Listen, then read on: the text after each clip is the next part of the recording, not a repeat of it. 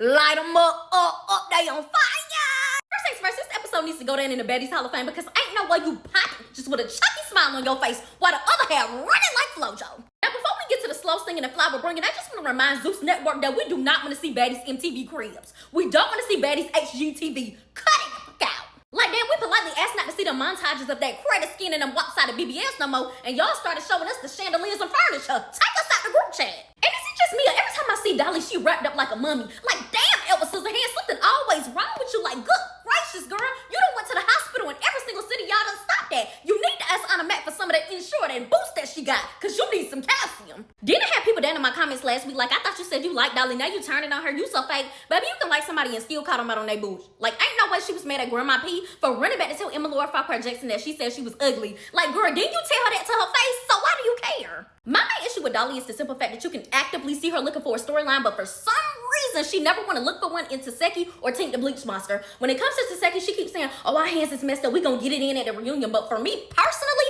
if somebody threw liquor in my eye and was popping me all up and through the face down to the donut meal, she would have to see me every day. Physically, verbally, emotionally, we would have to get it in from that day moving forward. Then when it comes to Tink keep running up in your face, but you keep saying, oh, my hand is broke, my hand is broke, my hand get good, we gonna get it in. No, babes, why is your hand always hurting when them people come to you, but when it comes to Grandma P, your hand is magically, deliciously in great shape? Like, it's clear as day you looked around the room and smelled weak sauce on Grandma P and felt like you could beat her up every single time, and that's why every time y'all get to gremlin it out and she gets you half the time, you be pissed off and you want to keep going because you felt like, dang, I picked her out because I felt like I was going to be able to rock her world, and she rocking mine. And circling back to Emma Laura Farquhar Jackson, did I hear somebody in the background say, Emma not even ugly?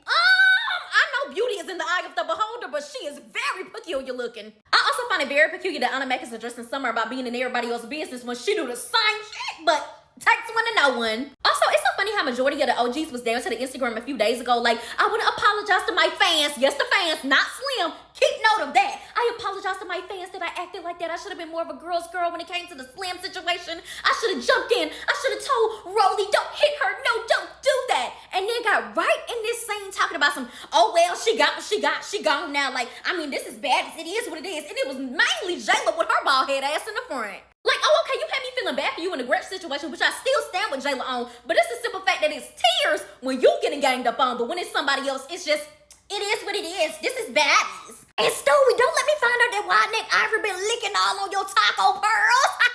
When it comes to this conversation about who should be invited to the vacation, I feel like Jazz nor Summer need to be boarding that flight to Hawaii. One do too little and one do too much. No explanation needed. And after 66 nights and 47 weekends, Miss Natalie Christian finally told us that Miss Tommy Lee is on the way.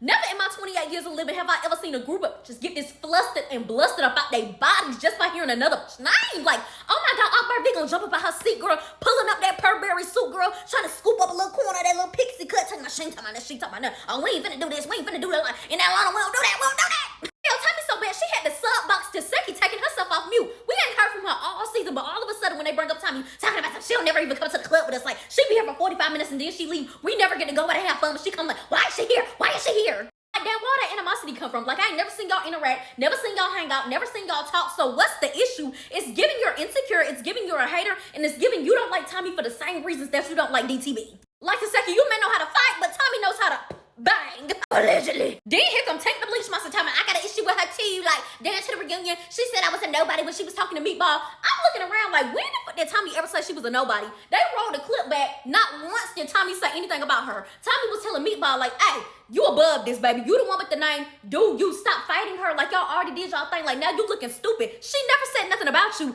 Then you had the nerve to call Tommy old. How you gonna call somebody old, but you look older than them? And can somebody please enlighten me on what's the issue between Tink and Akbar V? Like, they went from hating Tommy to hating each other. Like, whoa, mamas, that's too fast. Then Tink talking about Akbar scary because she didn't want to run up. Well, bitch, you didn't run up either. And you already know Rolling Rick James Polly cannot stand when the attention is not on her for 5 seconds. Talking about some, here come this broke, clout-chasing crackhead. Broke? Clout-chasing crackhead? Says the same bitch that was bragging about still getting food stamps while receiving her Zeus check and smoked 7,000 blunts a day. Like, bitch, please. And I may not like Brother Rick James Polly, but she clocked the dog, got a Scotty with nothing but the body, and Natalie Kristen Chin Nunn, when she said that they're fake as fuck. They the type of friend that will sit up in your face and talk about somebody else like a dog, like run down on them. Oh, she's delusional, she's broke, she's this and she's that. And then the next week, you see them down to the Frozone. You see them down to the Five Guys. You see them down to the Benny Hannas, like they besties. And then they run back in your face and be like, I mean, like I couldn't say no to her. Why couldn't you say no? You was just running down on her, you ass bitch. Like, Scotty is definitely the type that will sit up there behind closed doors when the cameras is off talking about all them girls and then run up to them like, oh my God, I missed you, girlie. See how fast karma can get you, Scotty? You was down and running that scene with Rolly Rick James Polly last week so she can beat on Slim, and now she turning on you. Also, it's so funny how you can literally hear the paint drying on the wall when Rolly Rick James Polly is calling out Natalie, but when Biggie does it, she's jumping up, calling her a big, fat, nasty, clout-chasing bitch, saying she never wants her back on the season, says that Biggie's gonna go to jail, she's gonna get stunned and a popper again. Like, isn't that funny?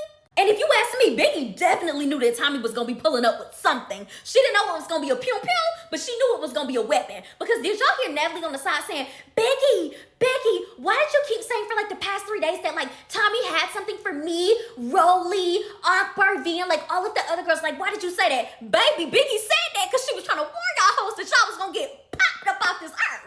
Hell, everybody done turned on each other just by simply hearing this lady name, and Tommy come walking in looking good as Tom Brown down to the ground, 6-inch pumps, lace melted to the gods, and all you can see in front of her is this flubber body one-on-one standing up like she about to do something, and Cradle Cat Michael Myers over to the side huffing and puffing. The girls claimed Tommy sexy, but Akbar V was shaking in her boots before Tommy even got all the way in the scene. Like, never in my life have I seen somebody use a prayer as a plea bargain not to get they popped or beat up. Tell my son, Tommy, like, I don't even understand why you want to have that conversation with me right now. Like, I thought we had been squashed, and like last time I seen you, we was in Atlanta. We was in the studio, and like you wanted to go back and forth, and like I had to push you down on the ground. Like, everybody I know you was on that ground. Like, I got somebody right now that'll let you know. Like, you was on the ground down to the Atlanta studio. Like, I thought we had squashed this shit, Tommy. Like, you coming on this type of energy, like I don't even want none of this. Like, bro, every time I turn around, you got an issue with me, bro. Like, I'm the queen of rap. You can never be like me. Like, you wanna be like me. Like, I'm Nicki Minaj mentor. Like, the only reason you own Zeus is cause of me. They call me up like, hey,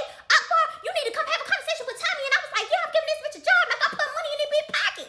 Like, baby, while you bumping all them gums, you need to be watching your opponent. Ain't no way I could ever be having a casual conversation, a dispute, or argument with anybody and not be watching what they doing. I'm watching your hands at all times. I'm watching your pockets. I'm watching your purse. I'm watching that backpack. I'm watching your beanie, because ain't no way you gonna throw anything at me, slice anything at me, or pop anything at me. Even a toddler can see that Tommy has something stuffed away in that teddy bear, and they sitting up there like dodo bird. And Akbar V, let's be very clear. You never had Tommy on no floor, and you did not bring Tommy to no zoos. Tommy been on 3 other seasons of Baddies, and this is your first. If anything, she put money in your pocket. And number 3, bitch, you do not really want to tussle like that, because if you did, you would have did it on the conversation. Then Natalie Kristen Chin Nunn so fake sitting over there giggling her ass off, knowing that Tommy is off her rocker and should have set Akbar V up to get pop.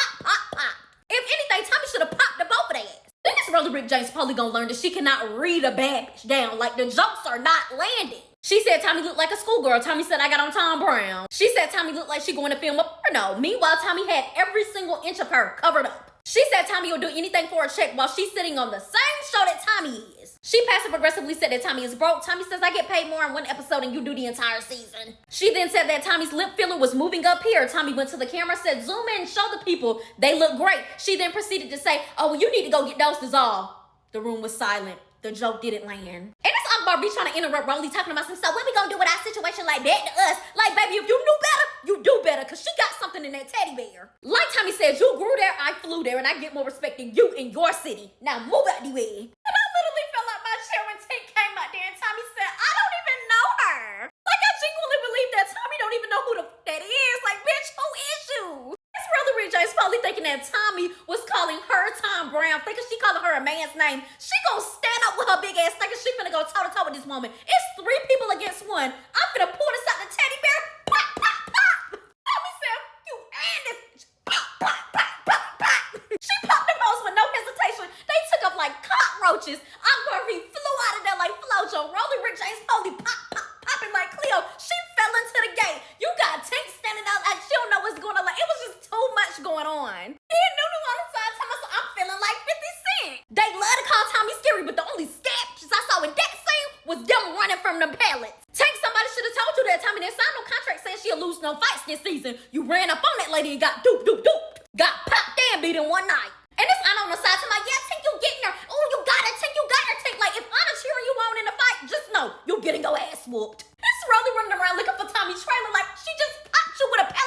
Do you think she won't pop you with a real one? Why they play that scene of Akbar be running like Flojo so many times? Like, Lemmy Pepper and Akbar must have some beef. This Tommy smiling at the car, waving goodbye. Like, this goes down in the Baddies Hall of Fame. I don't care what nobody say.